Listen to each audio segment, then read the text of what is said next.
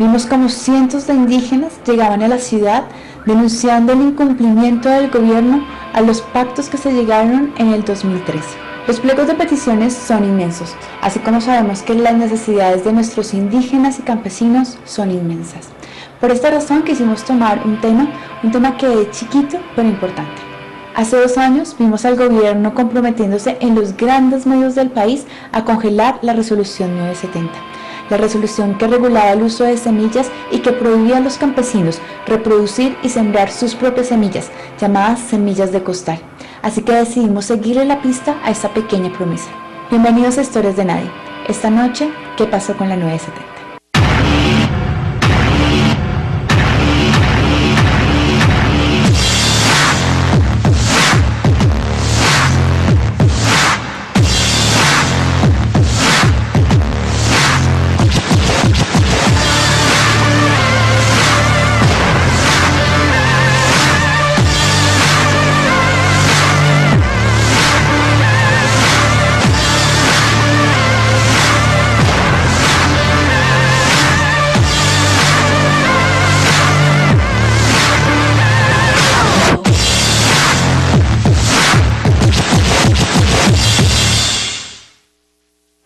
Para contar la historia de este programa, quisimos volver nuevamente al lugar donde empezó todo, a Campo Alegre, ese sitio donde muchos campesinos se vieron afectados por la implementación de la 970. Quisimos saber de su boca si ya habían visto los efectos del congelamiento de la resolución.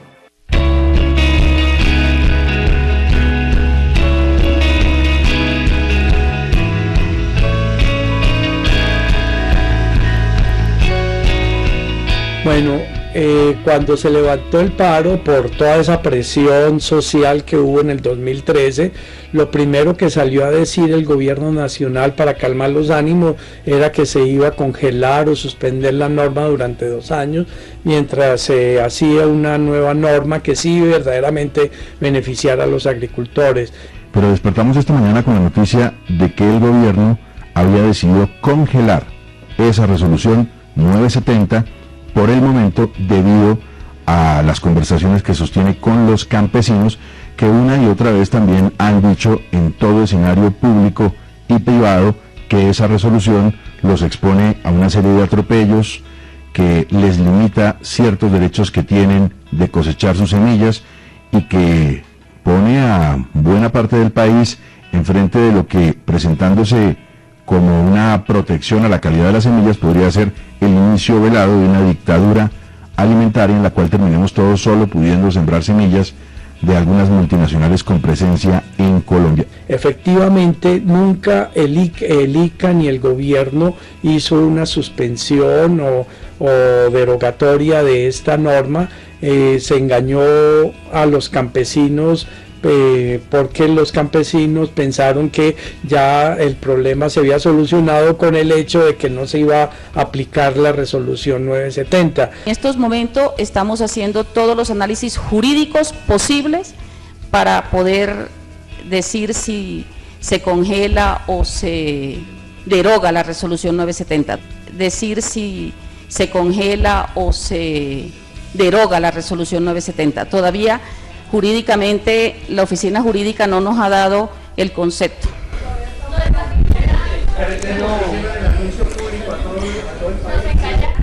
No están engañados. Pero el ICA reiterativamente, posterior al levantamiento del paro, ha dicho que efectivamente la norma no se suspende y por el contrario, lo único que hizo el ICA fue sacar un nuevo borrador de otra resolución que iba a reemplazar a esta norma, y cuando uno mira con detalle qué tiene esta norma de diferente que sí beneficiara a los campesinos, absolutamente no tiene nada a favor de los campesinos, puesto que lo único que se hizo fue limpiarle con guante de seda el lenguaje que era complicado. Jurídicamente el concepto de congelar no existe. Eso no existe, eso es un invento. O sea, eso es un engaño. Porque uno no le pueden decir, o sea, las leyes no están. Pero eso no lo inventamos nosotros.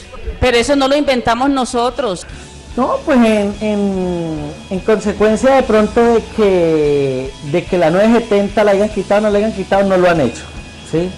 De que nos hayan vuelto a hacer lo que nos hicieron en esa época, tampoco nos lo han hecho. De que la demanda que tenemos contra el Estado se haya resuelto, tampoco se ha resuelto.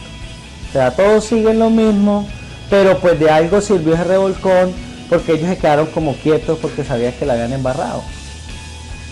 Pero hasta el momento todo lo mismo, los grandes ricos llenando los bolsillos a plata y los agricultores en las mismas. La mentalidad del agricultor también y su acción social cambia, porque ya ellos saben que la práctica de utilizar una semilla certificada en una segunda generación de cosecha es un acto ilegal.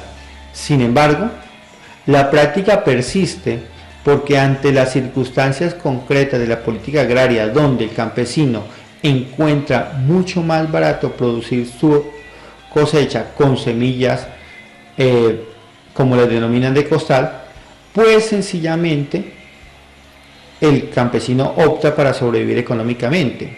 Es que en este momento un bulto de semilla está alrededor de 170.000 pesos. Necesitamos 5 bultos para sembrar 1 hectárea. Si usted lo multiplica, está dando más o menos alrededor de 800 a 900.000 pesos, ¿sí? Acá en Campo Alegre sembramos 7.000 hectáreas semestre, 14.000 al año. Estarían ellos con la mitad del negocio, suponiendo con 7.000 hectáreas. Otros 7.000 estamos de semilla de costal. Entonces eso es una cantidad de plata que ellos no están dispuestos a perder.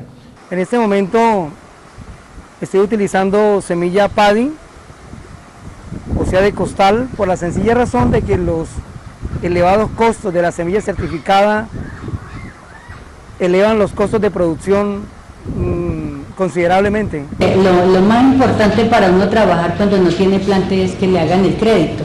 Entonces, entre los requisitos para hacer un crédito piden la factura de semilla certificada. Entonces, si uno está haciendo el crédito para el cultivo y no ha comprado todavía la semilla, o de pronto ya la dejó del lote que cortó, entonces ahí es donde lo ponen a uno a pensar, ¿por qué uno qué hace sin factura de semilla certificada? Casualmente, hoy voy a hacer un crédito en el banco y el banco me pide un requisito, es que yo debo de tener por lo menos la cotización de la semilla certificada, debe ser así. Parece que Finagro, que es el que maneja la línea de crédito, exige que sea así, entonces pienso que una forma de presión para que el campesino pues compre el producto certificado.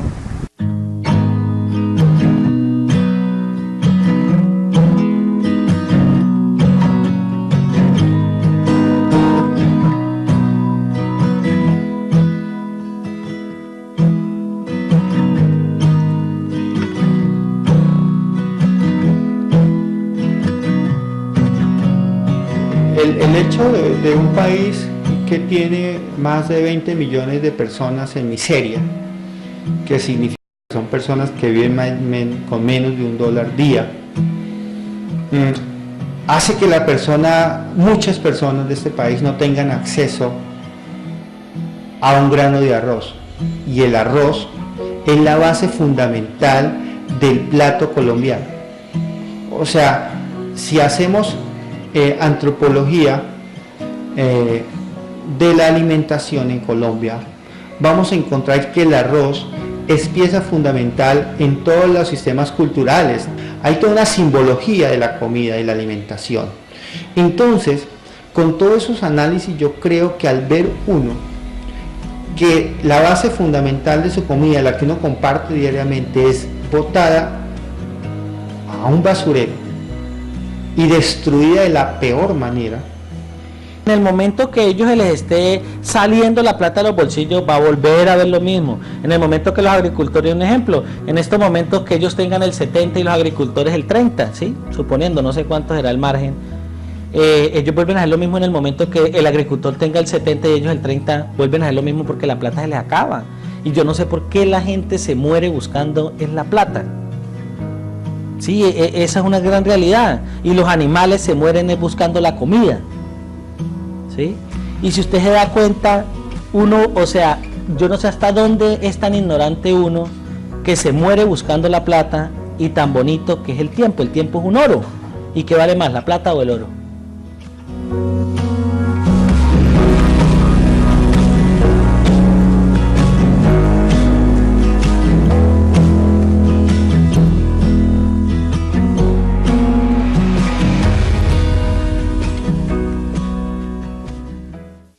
Como vemos, nada ha cambiado. El gobierno sigue mintiendo y la 970 no ha sido congelada por el ICA. ¿Y saben por qué? Porque esas leyes defienden los intereses poderosas. Fue imposible que el ICA nos hable para este programa. Estamos buscando una cita con ellos desde el año 2013 y en una ocasión nos la dieron, pero 2 horas antes de llegar al lugar nos la cancelaron alegando que volverían a contactarse con nosotros. Eso nunca ha sucedido. Para este programa nuevamente volvimos a llamarlos y nos contestaron con evasivas y hasta el día de hoy no nos han hecho llegar un comunicado de lo que ha pasado desde el 2013. Por esa razón, lo que hemos hecho es tomar todas las declaraciones que han hecho en los diferentes medios de comunicación. Esas declaraciones que decían por qué era tan importante la vigencia de la resolución 970. Argumentos que pasaremos a contrarrestar. Una de las primeras cosas que dijeron y repitieron hasta el cansancio era que de quitar la 970 el país se vería condenado a una crisis fitosanitaria de orden nacional. Eso significaba que llegarían plagas que destruirían los cultivos del todo el país y podríamos estar hablando de la destrucción de cientos de hectáreas de cultivo. ¿Es esto verdad? Si durante estos 2 años la resolución estuvo congelada o no se aplicó, ¿por qué no hemos escuchado de estos eventos? Eso es absolutamente falso, porque las normas de semillas que hay vigente en el país, sobre todo las de propiedad intelectual, que es SUPOP, no tiene que ver nada con sanidad ni con calidad de semillas, ¿sí? Las que hablan de calidad y sanidad son, las normas sanitarias y fitosanitarias, ¿cierto? La resolución 970 no habla de la calidad y la sanidad, a pesar de que el ICA dice que esa norma es para mejorar estos aspectos sobre las semillas, porque parte de la premisa que las semillas criollas son de baja calidad y baja sanidad. Pero eso es absolutamente falso, porque en realidad los que han generado los problemas sanitarios y fitosanitarios en el mundo son las semillas certificadas y las semillas que son propiedad de las empresas en el modelo de la agricultura industrial, ¿sí? Entonces la norma 970 no es la que va a solucionar el problema de calidad y sanidad. La prueba de que esas semillas patentadas y certificadas no son de buena calidad es lo que le pasó a los agricultores en el Espinal el año pasado, donde la mayoría de los agricultores perdieron más del 70% de su cosecha de maíz, no cogieron sino la tercera parte de su cosecha por el hecho de que las semillas que les vendió DuPont y Monsanto fueron de pésima calidad. Entonces, ¿dónde están los controles sanitarios si esas semillas son controladas por el ICA? ¿Por qué cuando las empresas fallan con sus semillas no les pasa absolutamente nada? No hay quien los controle, pero cuando un agricultor viola una norma de propiedad intelectual que es propiedad de las empresas, ahí sí le cae todo el peso de la ley. El ICA admite que puede pasar que una que otra semilla certificada pueda llegar a ser de mala calidad. Sin embargo, sigue sosteniendo la tesis de que son las leyes de semillas, similares a la resolución 970, que hacen que esa semilla tenga una alta calidad y a su vez que hace posible que los campesinos sean competitivos. Veamos qué responde a esto la ingeniera agrónoma Camila Montesinos, fundadora de GREI. Las leyes SUPOP y las leyes de certificación no tienen nada que ver con la calidad. Las leyes SUPOP le dan el monopolio absoluto a las empresas para importar y exportar las semillas de las cuales ellos son dueños. Entonces, una empresa norteamericana, por ejemplo, europea, cualquiera, podría decidir llevar a Colombia sus peores semillas, aquellas semillas que ya no pueden vender en Estados Unidos o que ya no pueden vender en Europa, y dice ya, las vamos a llevar a Colombia y las vamos a vender ahí. En ningún momento tiene que informar de la calidad de esa semilla. Y por lo tanto puede venderla. ¿Y qué va a pasar en Colombia? O en Chile o en cualquier lugar donde se apruebe la ley, que los agricultores les va a tomar 1 año, 2 años o 3 años darse cuenta que están comprando una semilla de mala calidad. Y mientras tanto van a ser un mercado abierto a eso. Aún más, podría ocurrir que un agricultor, ¿no es cierto?, muy bien informado, se dé cuenta que una empresa X tiene una semilla muy buena en Estados Unidos y decide importarla porque esa empresa, la dueña de esa semilla, no quiere venderla en Colombia y dice, bueno, no importa, yo la voy a comprar a Estados Unidos y me la traigo. Eso quedaría prohibido. ¿Ya? Quedaría absolutamente prohibido. O sea, incluso le quita herramientas a los agricultores para traer semillas que ellos consideran de buena calidad. Lo que ellos quieren apropiarse en el corto plazo es de la semilla, ¿ya? Pero se quieren apropiar de la semilla porque quien se apropia de las semillas finalmente se apropia de la agricultura, y quien se apropia de la agricultura se apropia de la alimentación. Ese es el negocio más grande. O sea, hoy día la humanidad gasta en alimentación más de lo que gasta en petróleo, más de lo que gasta en transporte, por ejemplo. ¿Ya? O sea, como rubro, el gasto en alimentación es uno de los rubros más grandes en los cuales gasta la humanidad. Y de eso se calcula que al menos 1/3, o sea, a pesar de ese gran gasto, hay 1/3 de la comida consumida por la humanidad que no pasa por los mercados controlados por las empresas.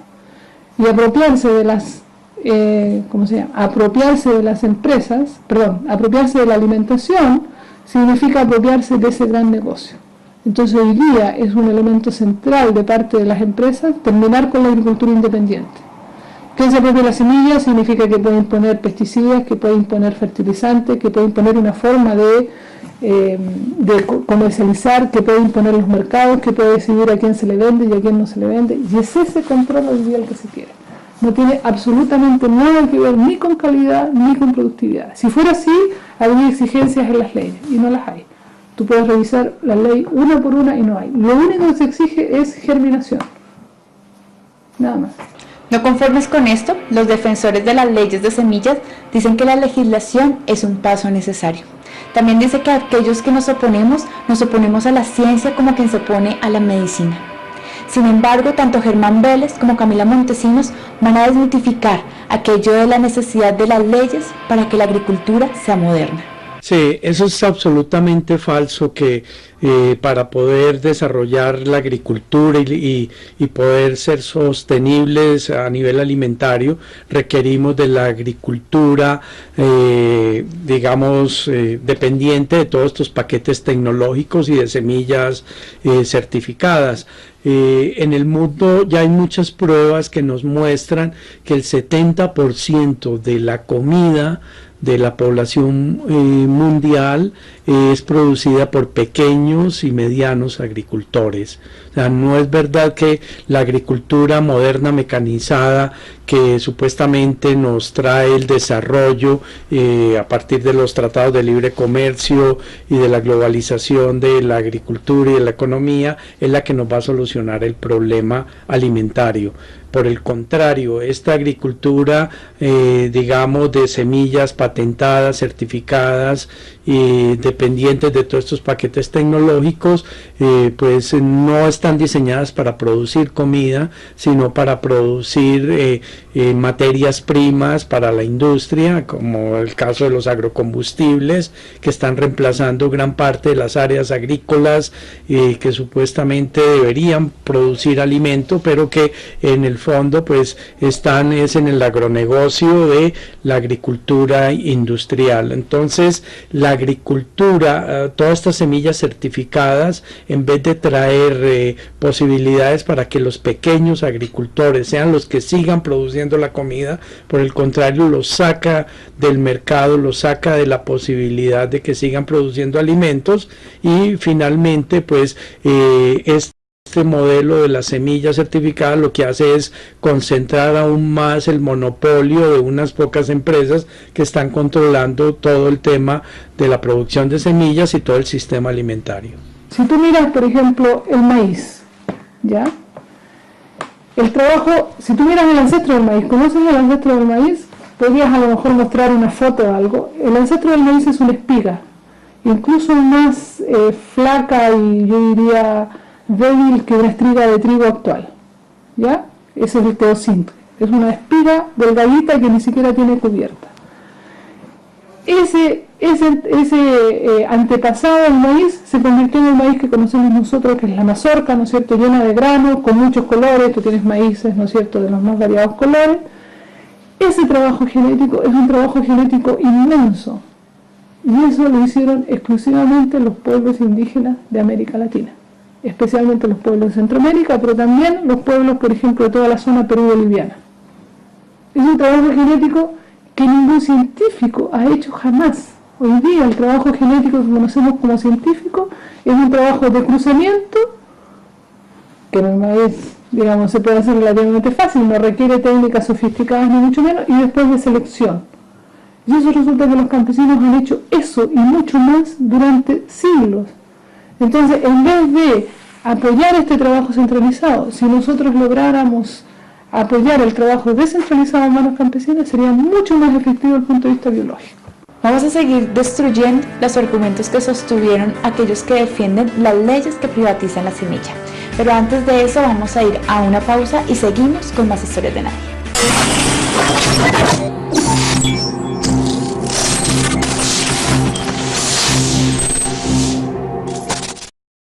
Que cualquier campesino puede certificar una semilla. Según ellos, cualquier campesino puede ser dueño de la semilla que él produzca. Y de esa manera no necesitará ser una gran empresa o una multinacional para poder hacer uso de los derechos de patente. Sin embargo, la historia de Don Pastor, la historia que vamos a ver a continuación, demuestra absolutamente todo lo contrario. Don Pastor creó una variedad de papa que hoy es una de las más usadas en el país. Se llama la papa superior. Don Pastor no recibió un solo peso por su creación y tampoco ha podido certificarla. ¿Saben por qué? Porque no tiene el dinero para hacerlo. ¿Y saben por qué más? Porque se trata de un simple campesino.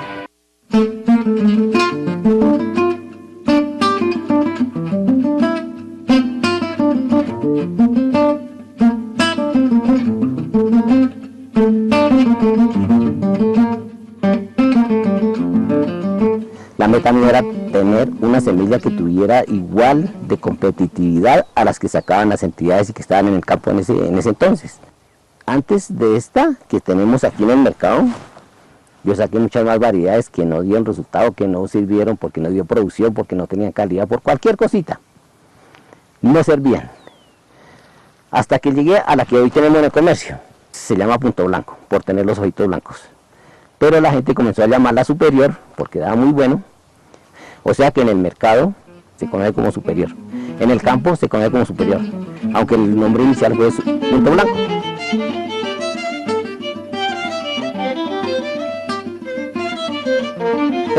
La papa que se estaba sembrando anterior se estaba dando por ahí, por sembradura de una carga, 6 cargas, 5 cargas. Esta no se ha caído de 20 cargas. Siempre ha sido más resistente que las otras clases de semilla. Por eso es que en el mercado ha tenido muy buena acogida por la calidad, entonces tiene un poquito más de precio por el mismo consumo que tiene la gente, la piden más. Y también he visto donde se siembra esta papa, climas donde ya no se daba la otra papa, y también pega bueno. Pues primero que todo fui a la oficina del ICA, a manera de información, preguntando, y en el ICA fue donde me dijeron que eso lo hacía era un ingeniero que tuviera inscrito ante ellos, o sea, ante el ICA. Pues bueno, yo como no soy ingeniero, pero es que también el campesino lo estigmatizan mucho. Es que hay campesinos que también pueden sacar productos buenos, de calidad y todo eso. Entonces, no necesariamente me parece bien, no necesariamente está bien de que sean certificados únicamente las empresas las que certifiquen. Los campesinos también pueden hacerlo, lo que falta es que les falta mucho apoyo. A mí me parece que lo mejor sería que si el ICA es la entidad que regula estos proyectos, ¿por qué el ICA no tiene sus propios ingenieros que hagan ese trabajo, que no tenga que el campesino recurrir a otras entidades? El mismo ICA diga, bueno, vamos a mandar un ingeniero para que haga una evaluación agronómica, para que haga un estudio de ese producto. Eso sería mejor, eso sería muy bueno.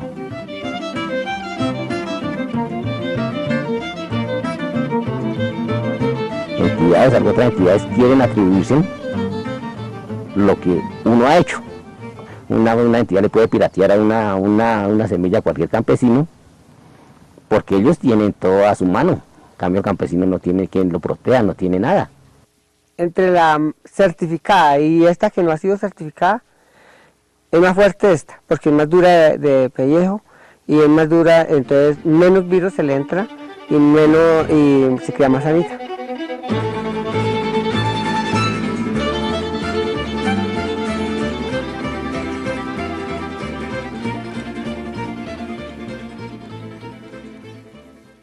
Los defensores de las leyes de semilla aseguran que estas son necesarias para que llegue la modernización al campo, y con la modernización llegará mayor bienestar. Sin embargo, el último censo agrario que hizo el mismo gobierno nacional arrojó unas cifras alarmantes. Cerca del 45% de nuestros campesinos viven en la pobreza. ¿Por qué estamos peor? Porque estamos peor que hace 20 años, cuando se supone que Colombia va rumbo a la modernización. Para graficar esta situación, hablamos con Camila Montesinos acerca de unos campesinos que tomaron el rumbo de la modernización, los campesinos de Estados Unidos. Supongamos que realmente esta agricultura en grande diera más dinero, diera mayores posibilidades de competir, etcétera, etcétera. Significaría que a medida que, ¿no es cierto?, la agricultura se va modernizando, va adquiriendo este tipo de semillas, este tipo de fertilizantes, etcétera, la gente debiera estar mejor en el campo, ¿no es cierto? Y sin embargo, cuando tú miras las cifras oficiales en todas partes, incluidas en los Estados Unidos, resulta que la gente está cada vez peor. ¿Ya? O sea, el endeudamiento de los agricultores, por ejemplo, es un endeudamiento que ha ido creciendo sin límite en todas partes del mundo. En todas partes del mundo el campesinado va desapareciendo, y no solamente, y no desaparece el chico, desaparece el mediano.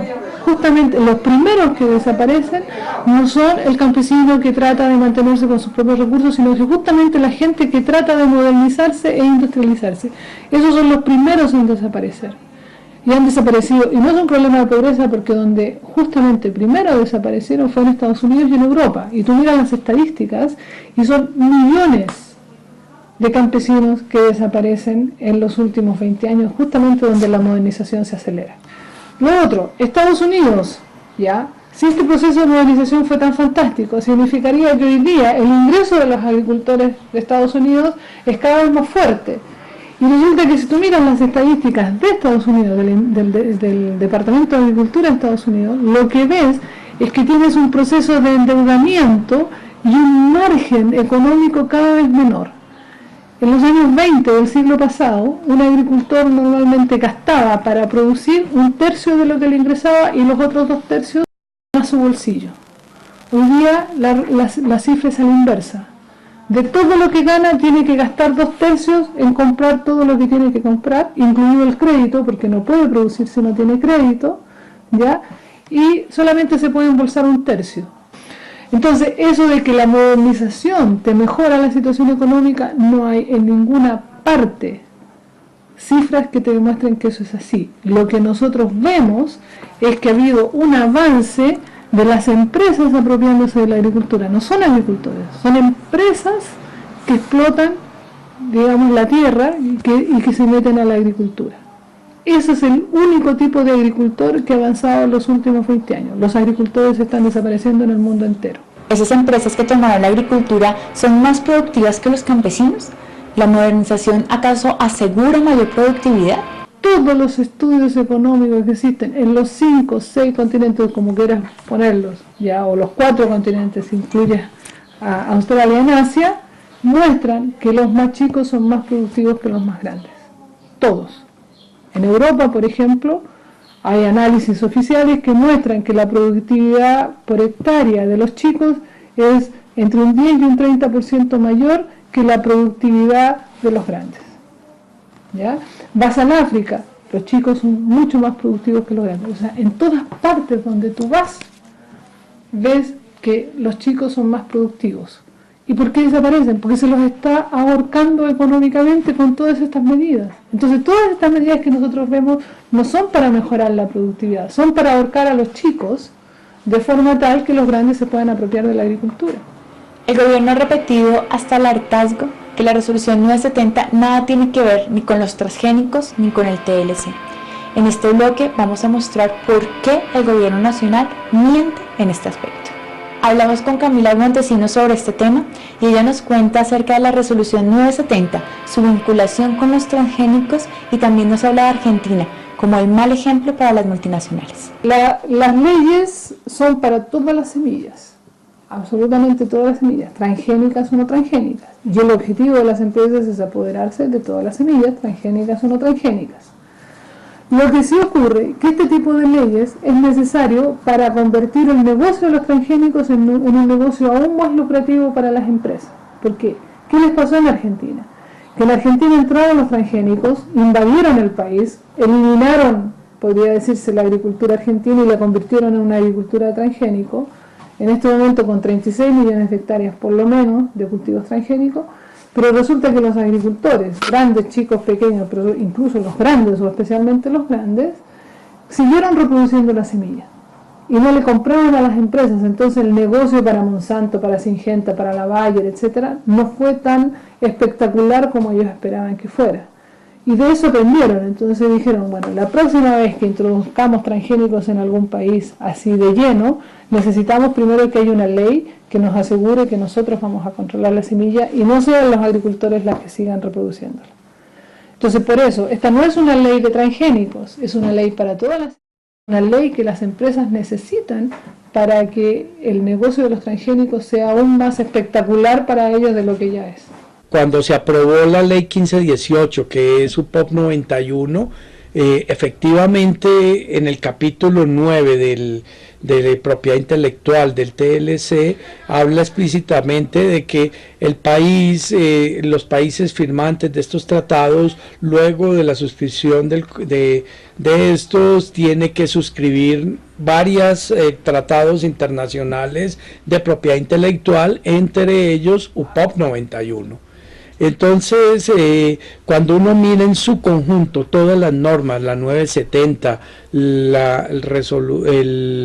artículo 306 del Código Penal, y UPOP 98, 78 y UPOP 91, todas ellas en su conjunto son las directrices que tienen no solamente los gobiernos del norte, sobre los cuales están todas estas empresas transnacionales que tienen intereses muy fuertes para que estas leyes sean aplicables en todo el mundo. O sea, el gran dolor de cabeza que tienen hoy las empresas transnacionales en el mundo es que aún no pueden controlar todo el mercado de semillas, porque sobre todo en estos países megadiversos, en semillas criollas y nativas, es donde los agricultores guardan sus semillas y no cumplen la obligatoriedad de que solo se utilicen semillas certificadas, como ya se ha hecho en muchos países en Europa, en Estados Unidos, en Argentina, por ejemplo, ya desaparecieron todas las semillas criollas. Entonces todos los agricultores son obligados a esto. El mundo ideal es que en nuestros países hayan esas leyes muy estrictas, pero como no lo hemos querido hacer por las buenas, pues se obliga a hacerlo por las malas a través de los tratados de libre comercio. Por mal que le pese a muchas élites en el poder y a muchos empresarios, el campesinado sigue siendo todavía prácticamente la mitad de la humanidad. A mí eso ya me llama a que si la mitad de la humanidad está mal, la humanidad entera está en problemas. La mitad de la humanidad está en peligro. Sin embargo, se siguen haciendo leyes que perjudican a los pequeños y a los medianos campesinos y favorecen a las grandes empresas. Es verdad que las leyes las hacen los gobiernos, pero también es verdad que la sociedad civil somos veedores de esas leyes y sobre todo de ese gobierno. Queremos reiterar a los funcionarios del ICA que este programa y este canal tienen los micrófonos abiertos para entrevistarlos. Desde el año 2013 les hemos pedido una entrevista a través de teléfono, de mail, de YouTube, y hoy lo hago a través de este espacio. La ciudadanía tiene interés en saber qué ha pasado con la resolución 970, cuáles han sido las modificaciones que se agregaron en el nuevo borrador, cuáles son las protecciones que se dan a los campesinos cuando siembran semilla certificada y esta no les funciona, cuáles son las excepciones a esas semillas, cuál es el fomento que va a hacer el Estado para que se produzcan semillas propias, cómo se va a distinguir a un pequeño o un mediano campesino de un gran terrateniente. En pocas palabras, la ciudadanía quiere saber cuál es el trabajo que han venido desarrollando en estos últimos 2 años.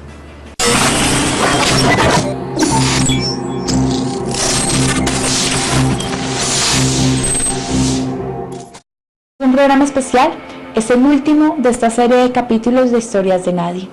Cuando fuimos a Campo Alegre a buscar qué había pasado con la 970, nos encontramos con una historia que no pudimos desarrollar completamente, pero necesitábamos contarles. Se trata de una nueva víctima que cobra el sistema de salud colombiano, un niño de tan solo 8 años que empezó a presentar fiebre y dolor de estómago. Su madre lo llevó al hospital de Campo Alegre por urgencias, esperando que lo atendieran, pero allí le respondieron que no lo podían atender porque el hospital no tenía convenio con su EPS Caprecom. La madre lo lleva a la casa, lo intenta ayudar con diferentes remedios caseros, pero el niño empeora. Lo querían volver a llevar al hospital, pero sabiendo que lo iban a devolver por el tema del carnet, deciden junto con el padrastro del niño utilizar el carnet del hermanito menor. Es decir, suplantaron la identidad del niño solamente con el objetivo de que lo atendieran. Hoy, por negligencia del sistema de salud, Khaled David está muerto por un dengue hemorrágico, una enfermedad que es tratable y es curable. Como si fuera poco, su familia está siendo perseguida y amenazada de ser judicializada por suplantación de la identidad. Hablamos con su tía y con su padre. Esta es su historia. ¡Maldito sistema de salud!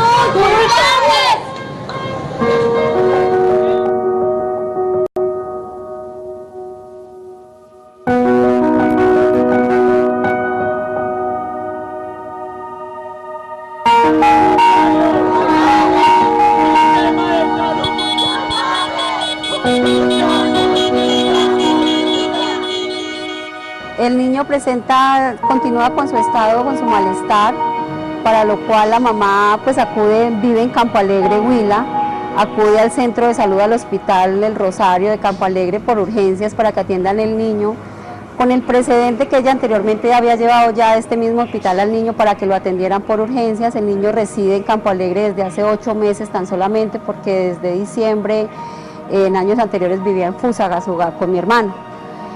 Ella hace un mes atrás lo había llevado también por urgencias, donde el joven de facturación le dijo que el niño no podía ser atendido con ese carnet porque le correspondía a Fusagasugá, pese a que era una urgencia, que era el peor carnet que podía existir. Si es bueno o es malo, él no le compete tomar la decisión porque era una urgencia, no lo dejan seguir. Ella lo lleva el jueves al hospital para que lo atiendan y le niegan nuevamente la atención con el carnet de Caprecom de Fusagasugá.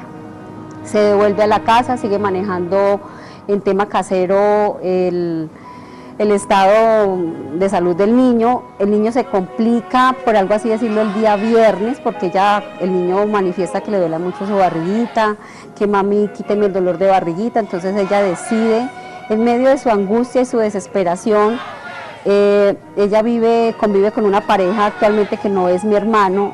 Esa pareja tiene un niño huérfano de madre de 10 años y el niño tiene también régimen subsidiado de confamiliar. Decide tomar el carnet del niño con consentimiento del papá para hacer pasar a mi sobrino, pues con ese carnet efectivamente lo atienden, le abren las puertas, lo ingresan, lo atiende el médico y le dice que eso es una virosis normal, entonces para lo cual le ordena metronidazol, acetaminofén, diclofenaco, que es lo normal que le envían a uno con las virosis.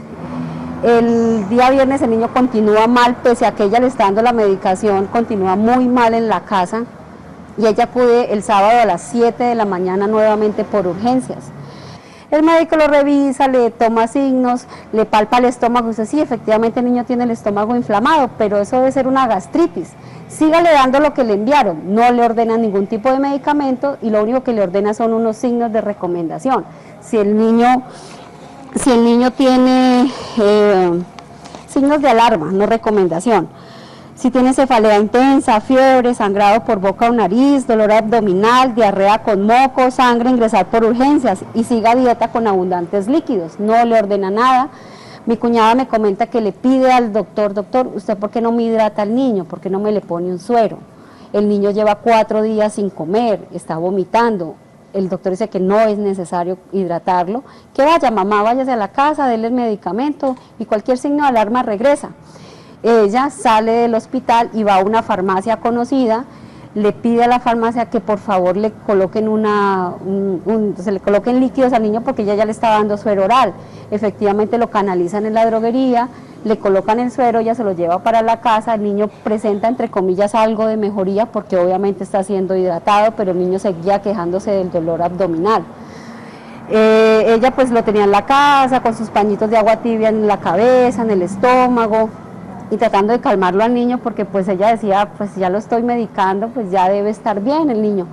De un momento a otro el niño presenta sangrado tipo 9 de la mañana, más o menos, presenta sangrado por la nariz, para lo cual ella se alerta porque el niño inmediatamente vomita. Ella pues al ver el vómito cree que era el vómito con sangre, pero era solamente sangrado de nariz. Llama inmediatamente a mi hermano le dice, llévese al niño por urgencias, lléveselo ya, pero pues con toda la atención que han tenido y todo, lo coge el padrastro de sus brazos, se lo lleva en la moto y lo mete a la brava en el hospital. El padrastro de mi hijo, quien lo apoyó hasta el último instante, y ayer velándolo, la parte administrativa de este lugar llamaron a amenazarlo por falsificación de documentos, por suplantación de identidad, amedrentarlo a él y a la madre de mi hijo. Cuando él ingresa a la brava al hospital, ingresa y lo ve desocupada. Cuando voltea a ver no hay ni un médico, ni una enfermera, nadie le obstaculiza el ingreso porque él ingresa a la brava y pues igual no había nadie. Cuando ya lo ven que él está pues alterado, grosero y pidiendo atención para el niño, se vienen, lo atienden, lo ven sangrando, inmediatamente empiezan a correr. Le sacan sangre, mandan a laboratorios, esperan y ya se dan cuenta en ese momento que el niño tiene las plaquetas muy bajas y que tiene un dengue hemorrágico. Una vez los médicos de Campo Alegre se dan cuenta que el niño presenta dengue hemorrágico y que está en un estado crítico, sin hacerle mayores exámenes, creo que no le tomaron placas ni nada, sino solamente el examen de sangre, con eso lo definieron. Empiezan a tramitar el traslado de Campo Alegre al Huila. Estamos hablando de las 10 de la mañana, de Campo Alegre a Neiva, desde las 10 de la mañana. La autorización la autorizan, valga la redundancia, a las 4 de la tarde. Desde las 10 de la mañana estuvo el niño aquí en Campo Alegre sin ser enviado urgentemente a Neiva, sino tan solo casi desde 3:30 a 4 de la tarde empieza el traslado del niño a Neiva. Y lo trasladan a Neiva. Inmediatamente llega a Neiva, me imagino que con la historia clínica de remisión de Campo Alegre, la médica que lo recibe en urgencias inmediatamente ordena exámenes, placas, radiografías, y en esas radiografías se dan cuenta que el niño tiene líquido en los pulmones, líquido en el estómago, y pues obviamente no podían suministrarle nada porque el niño no tenía venitas no sé si iba canalizado o no, pero es cuando deciden hacerle el cateterismo central para poder empezar un tratamiento. De esa cirugía tan corta, pequeña y no era muy larga, era solamente saber que pudieron realizar el cateterismo, y efectivamente nos llaman y dice el médico sale y dice que el niño salió bien, y ya pues iban a pasarlo a la UCI y que pues ya iban a empezar a hacer lo respectivo, ¿no? Y pues allá la mandan como a las 11 de la noche para acá, para Campo Alegre, porque pues en cuidados intensivos no iban a permitir que se estudiara, y que pues le pidieron hasta el teléfono a ella para que estar informándole por si alguna cosa, y efectivamente a las 5 de la mañana le informan o antes, que viaje a Neiva porque el niño se había complicado. Pero efectivamente cuando ella ya llega, pues la noticia es que el niño había fallecido. La acta de función que tenemos del niño es a las 4:48. Y desde ahí pues puede tomar el viaje bastante largo, crítico como padre, porque pues iba con mis 2 hijas menores, hermanas de él, era el niño, y pues mintiéndoles, ¿no?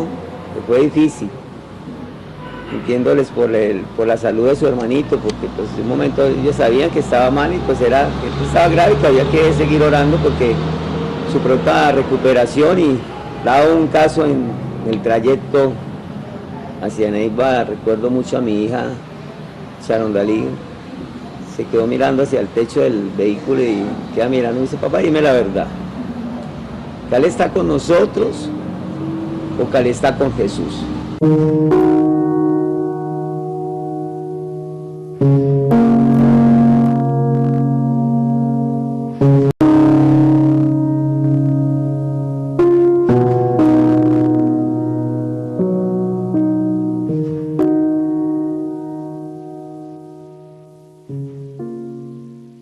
Si el hospital hubiera atendido en la primera urgencia a Khaled, tal vez se hubiera podido evitar todos los hechos que le siguieron. Es increíble que el Estado, que es impotente para garantizar el derecho a la salud, sea rápido para juzgar a la familia por suplantación de identidad. Para seguir con el mismo tema y con la misma EPS, les quiero contar de Luis Alejandro Sepúlveda, que es un caso que vimos acá en programas anteriores. Es un niño que estaba denunciando que su EPS Caprecom no le estaba dando en tiempo ni forma los medicamentos que necesitaba para seguir con vida. Pues bien, su madre nos ha llamado insistentemente. Nos dice que Caprecom sigue incumpliendo las tutelas, sigue negándoles el derecho a esos medicamentos que Luis Alejandro necesita para seguir viviendo. Desde aquí hacemos un llamado no solamente a las EPS, sino al Ministerio de Salud, porque no queremos que esta crisis que viven puedan seguir cobrando más vidas. El tiempo se nos fue muy rápido, así como también se nos fue muy rápido el tiempo de esta primera serie de capítulos de Historias de Nadie. Queremos aprovechar este último capítulo para agradecer a Canal Capital el espacio que nos dio para contar sus historias. No se les olvide compartir, difundir y comentar. Muchas gracias por acompañarnos.